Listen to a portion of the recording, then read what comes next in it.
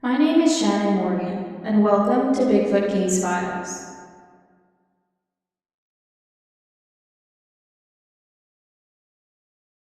I was on vacation, and I got back on July 23rd, 2025. We had rented a cabin outside of Gatlinburg, Tennessee, tucked into the woods. One evening, my wife, her friend, and I were sitting outside in the hot tub on the deck. The woods were very still. There was no bugs, frogs, or anything. After a few minutes of that, we heard some movement coming from the trees down the hill from the cabin. It was very slow movement, like something big was shifting through the bushes. I turned to look, and I started to scan that part of the woods. The sun was hitting that section pretty hard, so visibility was good, but I saw something that didn't make sense. It looked like a big black head and a shoulder sticking out from behind a clump of brush about 100 yards out. At first glance, I thought it looked like a gorilla. It was the only real way to describe it. The shape was solid black, even with sunlight right on it. There was no glare or shine. It was just flat black.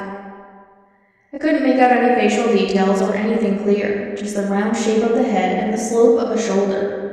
Around the edges, the light caught what looked like a fur texture. The black color was what really caught my eye. It didn't look like clothing or a shadow. It looked like thick black fur. I stared at it for a few minutes. I even told myself I was probably just seeing shapes in the brush or a shadow that looked like something else. After a while, I purposely looked away just to break the fixation, and I stared at the cabin wall for about a minute.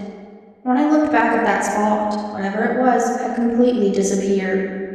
A few minutes later, we heard a series of cracks in the trees, like branches snapping under its weight.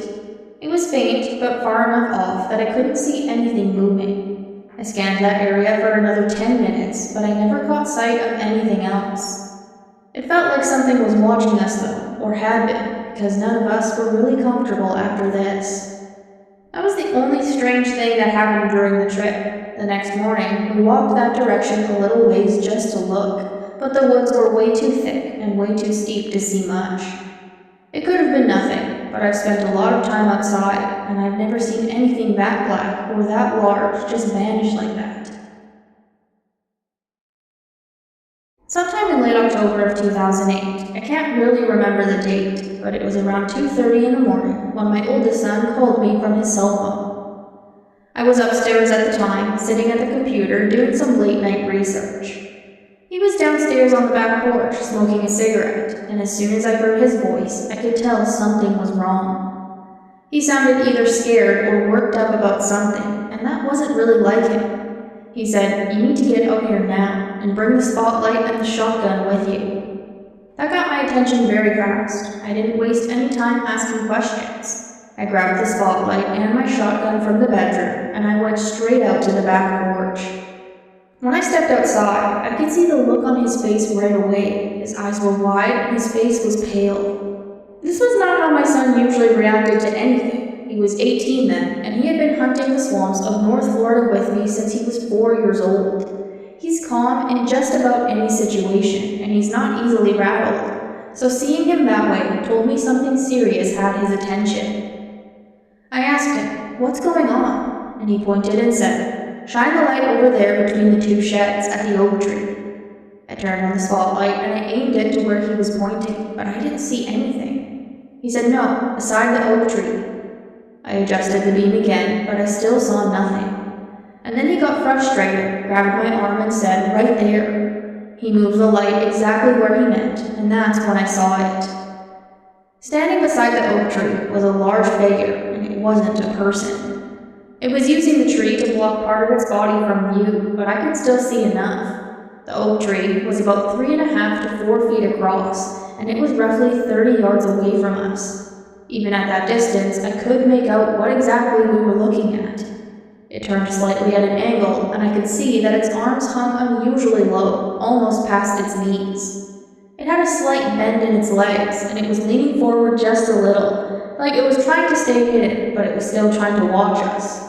Its body was covered in brownish red hair, probably a few inches long, and it seemed to be about the same length all over. The face was bare and looked somewhat ape-like. Honestly, it reminded me of the character Harry from Harry and the Hendersons, though this thing didn't seem friendly. As we stood there, I moved the spotlight slowly off to the right away from it.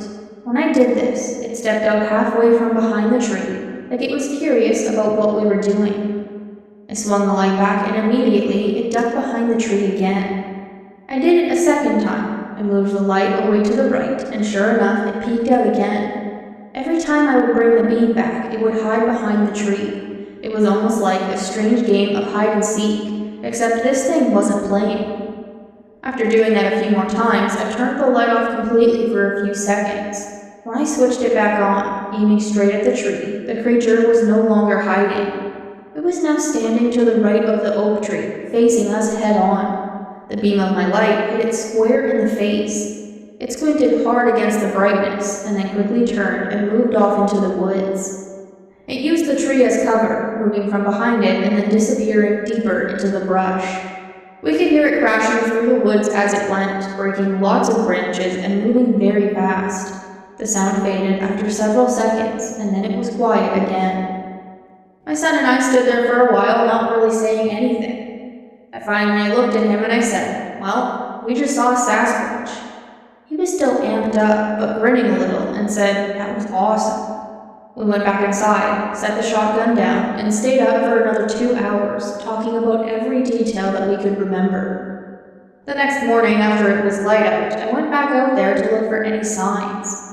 The ground in that part was mostly clay, so we didn't get very great tracks, but I still found 2 prints right behind the tree. They measured just under 17 inches long and 6.5 inches wide near the ball of the foot. I found another partial print off to the right, but it wasn't clear enough to measure. The ground was too hard to take a cast, but the size and the shape were definitely there. There was no more visible tracks farther out where it had gone into the forest, but the leaves were disturbed, like something big had passed through. We lived in that house for another year or so before moving out because of a divorce, and although we never saw the creature again, there were still weird things that would happen now and then, like strange knocks at night or howls that didn't sound like regular animals. It was around 10:30 at night when we were heading down the road that led to our cabin out in the woods. The headlights caught something big moving just ahead of us. It looked like a person walking down the hill, but as it came more into view, it was clear that it wasn't a human. It stood 7 feet tall, it was covered in hair, and it walked with a heavy stride that didn't look like a bear trying to stand on its legs. The 4 of us, me, my mom, dad, and brother, just sat there frozen in our seats, staring through the windshield, trying to make sense of it. My dad then hit the gas and we got out of there very quickly. What made it stranger was that the night before, around 12:30, my parents had seen something in the same spot while I was asleep in the back seat. They told me later that they had caught a glimpse of what they thought was a bear walking off into the brush. When we all saw it again the next night, it was obvious to them that it wasn't a bear. We decided to go back the next morning, and the daylight made the area seem ordinary again, but the hillside still had signs that something big had been there. We found a vine that had been torn down and some clear slide marks through the leaves, like something had come down fast and heavy. While we were looking around, another family had pulled up and started talking to us. They said they had seen the same thing the night before, around the same time. According to them, it walked right past their car, close enough that they said it came within 5 feet of their bumper, before then heading off into the woods. I remember wanting to ask them what its face looked like, but I never did. I've thought about that a lot over the years. Seeing something that size move the way that it did really did stay with me. The broken vine and the slide marks were the only proof left behind, but the image of it walking down the hill in front of our headlights hasn't faded one bit. My husband and I had rented a cabin in the mountains near Pigeon Forge, Tennessee for a week's getaway. It was early April of 2006, and it was a mild spring. On the evening of Tuesday, April 11th, somewhere between 8:30 and 9 p.m., we were sitting on the back porch relaxing. The air was hazy and it carried a faint smoky smell. Earlier in the day, there had been some kind of brush fire or burn-off at a nearby ridge, and the smoke had drifted our way with a light breeze coming from the south-southeast. The moon was faint behind the trees, and the usual evening sounds of the mountains were starting to settle in. The frogs were croaking down near the creek, and the birds had gone quiet. The cabin that we were staying in was part of a small group of rentals, but it was midweek, and we seemed to be the only ones there. The weekenders had gone home, and no one new had arrived yet. There was no nearby cars or people walking around, or really any sounds of anyone at all. It was peaceful, and we were enjoying it until something broke the quiet. Out of nowhere, we heard a sound that didn't fit any category of animal that we knew. It came from somewhere in the distance, maybe a few miles away, towards the other side of the ridge to our south-southeast. Best way I can describe it is that it was somewhere between a howl and a yell. It wasn't a rhythmic or patterned call like a coyote, and it didn't have any sort of word-like structure that you might associate with a human voice. It was a single drawn-out vocalization that carried through the mountains that told you that it came from something with a serious lung capacity.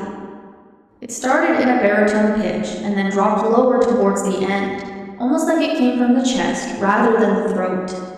It wasn't shrill or screeching, it definitely had depth to it. The calls came in intervals and went on for about 3 minutes. Each one lasted a good 10 to 15 seconds.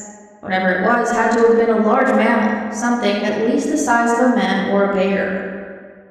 There was something strange about how the sound carried. It wasn't echoing randomly, it sounded like it came from a single direction, across the ridge, possibly from the Walden's Creek area west of Pigeon Forge. After about 3 minutes of those deep calls, it stopped completely. The woods went back to the normal sounds, and the frogs had resumed croaking. We didn't hear anything else right away, and then we talked about what it might have been, running through the usual guesses. Maybe 15 minutes later, from roughly the same direction, we started to hear something else. It sounded like big rocks being moved or possibly thrown.